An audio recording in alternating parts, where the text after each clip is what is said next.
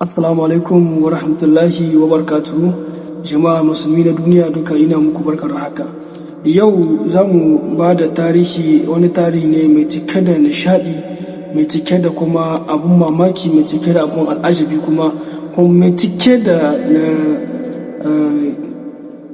biyayya ga Allah subhanahu wa ta'ala. Wani labari ne muke son baku. Bismillahir rahmanir rahim. Alhamdulillahi رب العالمين الرحمن الرحيم مالك يوم الدين إياك نعبد وإياك نستعين اهدنا الصراط المستقيم صراط الذين أنعمت عليهم غير المغضوب عليهم ولا الضالين آمين. da sunan Allah mai rahama mai jin kai, tsira da aminci Allah su ƙara tabbata ga shugabanmu Annabi Muhammad sallallahu alaihi wasallam da iyalinsa da alayensa gaba ɗaya wanda suka kawo masa da a kafar da addinin musulunci a tsaye da shi, kuma cikin iko Allah addinin musulunci ya tsayu kuma har gobe ana cikin addinin musulunci. Cikin albarkacin shi ne ma kuma yau muke a cikin wannan daɗin ne da suka yi ƙoƙarin mazajen suka nuna ƙoƙarin su na wannan ba da goyon baya na a yada addinin musulunci a duniya a sashe na ƙasa, kuma cikin iko Ubangiji Allah ya taimaka musu, Allah ya karɓa kuma yakin yayi an ci nasara. Sai ce sabuni ya wanka ya biya kudin sabuni ko me aka cewa to masha Allah. Ya kamata in uwa ku saurara da kyau, kuma wannan labari mai kyau ne, ba wai labarin wanda zan baku na wasa bane ba. Yana da kyau ku tsaya ku natsu kuma ku fahimci abin da zan faɗi. Wannan labarin ma yana cikin alkur'ani mai girma, wato labarin annabi Suleman alayhi salatu wassalam, wanda kowa mafi aksari wanda suke musamman malamai sun sani sosai, sannan kuma masu sauraron wa'azi kuma sun sani kamar ni, sannan kuma almajirai da yawa kuma sun sani. To masha Allah, to wannan ilimin ne da ya tara kuma aka tara sai aka bashe mu kowa ya amsa. To akwai wanda bai samu damar samun labarin tarihin annabi Suleimanu ba, to amma wannan dama ce ta farko gare ka, kada ka bari wannan dama ta yi kubuce maka. Dan uwa yar uwa, wannan dama ce mai kyau. Wannan tarihin zai iya zai iya sauya rayuwarka da izinin Allah da taimakon Ubangiji, da lalar rayuwa ta kuma rayuwar kwarai. Me yasa nace? Saboda wannan labari yana magana ne akan annabi Suleman alayhi salam, wanda ya san annabi Suleman, ya san annabi Suleman sarki ne, kuma Allah ya bashi mulki, ya bashi iko a lokacin da ya yi mulkinsa, kuma gashi sarki gashi annabi ne. Kaga kenan ya samu arziki ta goma shi ga Ubangiji salawatullah. Annabi Sulemanu annabi ne kuma ba Allah ne, wanda Allah ya so shi sosai. Kenan nan ni aka nuna mana ba ya fifita shi ne akan kowa ba, a'a kawai ganin damun Ubangiji ne, haka Allah yake so. Shi Allah iya so ya soka, baya tambayar shawararka, baya nuna cewa yana so ya nuna ka a duniya, baya nuna, kawai sai lokacin da ya ga dama ne sai daga ka duniya ko a san ka. Wannan haka nan ne. To a lokacin Allah ya so shi sosai. Wannan labari kuma insha Allah zai koya mana wani abubuwa masu muhimmanci. Ina so kuma ku ƙara fahimta, ku saurare ni a natsi a hankali. Duka abin da mutum yake da shi, duk abin da gare ka dai, kowane abu ne ka ɗauka cewa daga Allah ne. Amma kamar da malamai ke cewa duk abin da ya to ga ɗan adam shirin ne, duk abin da ya to da Allah alheri ne, amma duk abin da ya hato da hannu ɗan adam shirin ne. Allah ne mai daidai, an ce yi yadda ga dama a lokacin da ya so, insha Allah. Sannan kuma idan Allah ya baka iko ko kuma ya baka wani abu, ya kamata ka ci gaba da masa godiya, ka nuna masa, ka yi godiya sosai gare shi, saboda ya baka abun da wani yana nema bai samu ba, kuma wannan abun jaraba ce Allah ya maka. Za mu ji shi nan gaba insha Allah. Ku saurara wannan labarin da zuciya ɗaya, domin wannan labari insha Allah zai iya ƙara gyara muku zuciya da izinin ubangiji.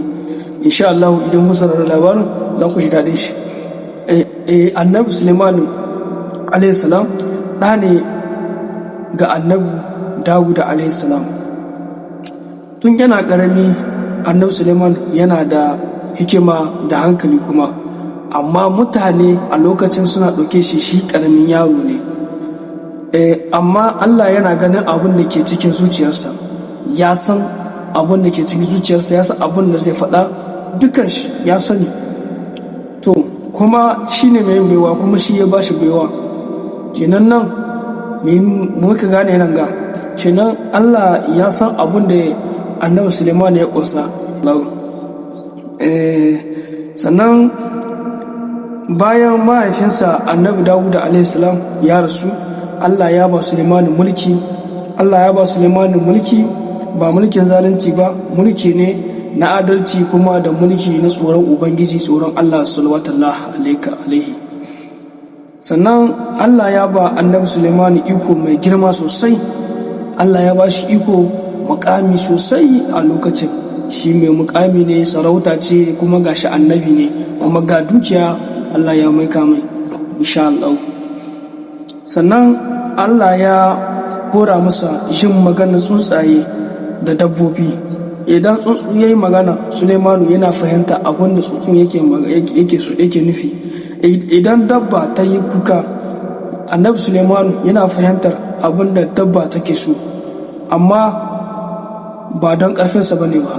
Amma wannan duka ba wani ƙarfinsa bane ba, wani ikonsa.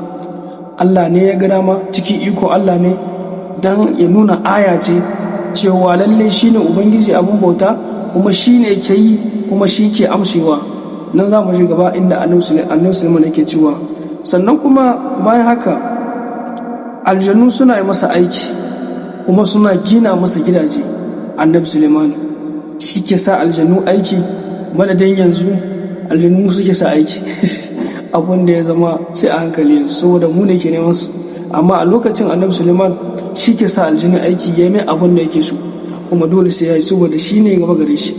Dole ne saboda sarki ne, kuma Allah ya bashi baiwa ta mulkin aljannu, kuma dole ne a lokacin. Amma duk da haka annabi Suleman bai yi girman kai ba, bai taba girman kai ba na nuna cewa shi kaza ne, ikon sa ne, ai shi sarki ne, ai shi annabi ne. Bai taba nuna hakan ba.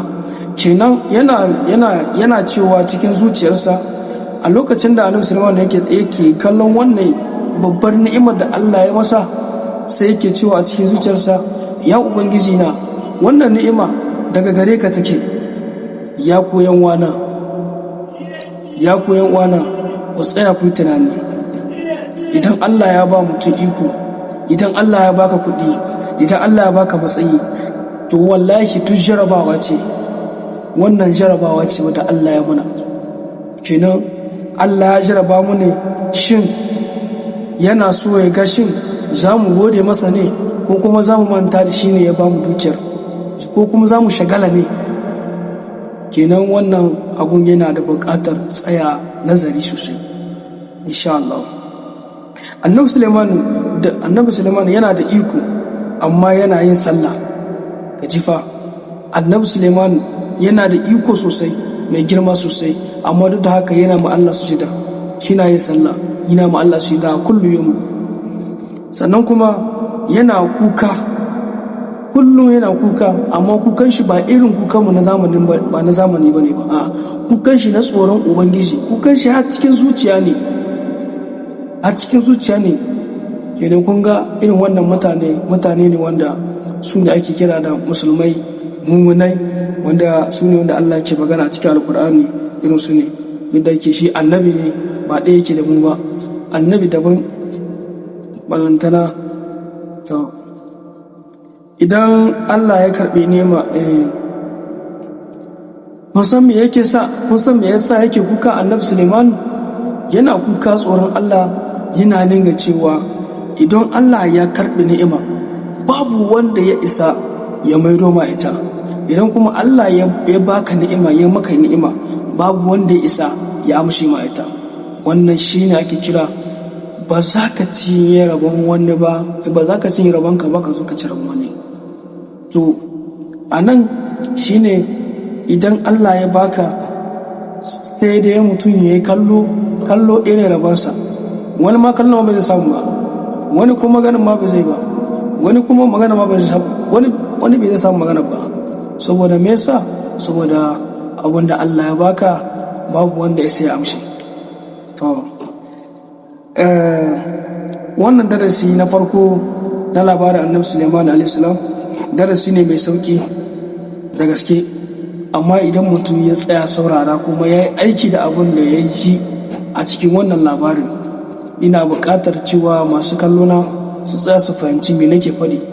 Wannan labari ba ƙirƙire ba ne ba wai labari ba ne na in zauna gaban talabijin in zo na faɗi. Labari ne wanda ma a cikin alkur'ani mai girma akwai shi. Na ji sauran mutane da dama sun samu labari a cikin wa'azi, malamai da dama sun ta faɗi a wajen maulidi, a aijan wa'azin sun ta faɗi.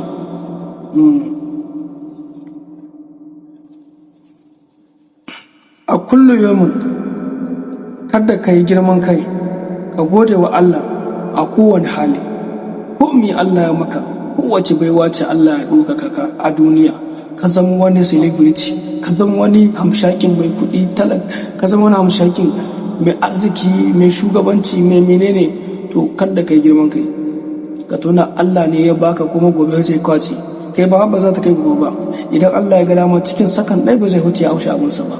Dama ba haushe ya haɗe ce ke yake cewa dare ɗaya Allah kai mutum bature, to shi kuma sakan ɗaya Allah ke mai da mutum talaka. Kenan girman kai a ba namu bane na musulmai, girman kai na kahirai ne da ba san me suke yi ba.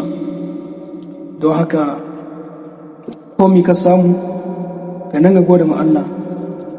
Iko da dukiya su fi imani ba, saboda inda imani to zaka ji daɗin cin dukiyarka da mukamin da Allah maka a lokacin. Sannan Allah yana son zuciya ce mai tsafta. Zuciyarka idan ta kasance mai tsafta ce, to masha Allah kai kullum na Allah kake. Duk abun da kan nema ga Allah, Allah yana baka, kuma Allah yana ba kowa, shi na ba kowa dama Allah.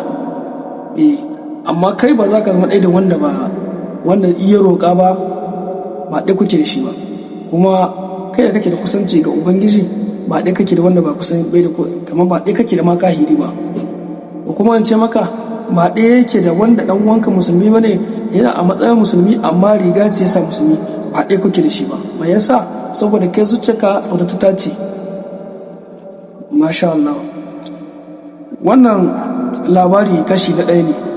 Za mu ci gaba a kashi na gaba, za mu ji labarin tsuntsu wato alhudhudu da yadda ya kawo sako mai girma sosai ga Annabi Suleman a.s.